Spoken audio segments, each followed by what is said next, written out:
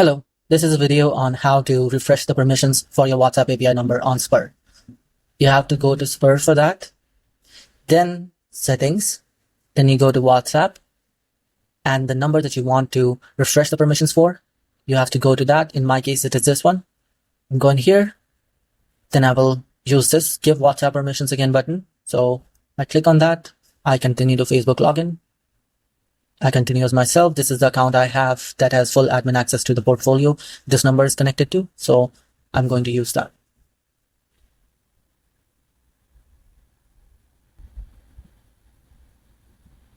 So you have to make sure that you're choosing the WhatsApp business account that already exists, and then we'll also have a WhatsApp business profile.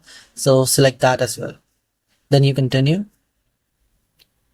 Now this will ask you whether you want to confirm this request to connect the number again. You confirm. Then you wait for this to go through. Afterwards, this will show up and you finish.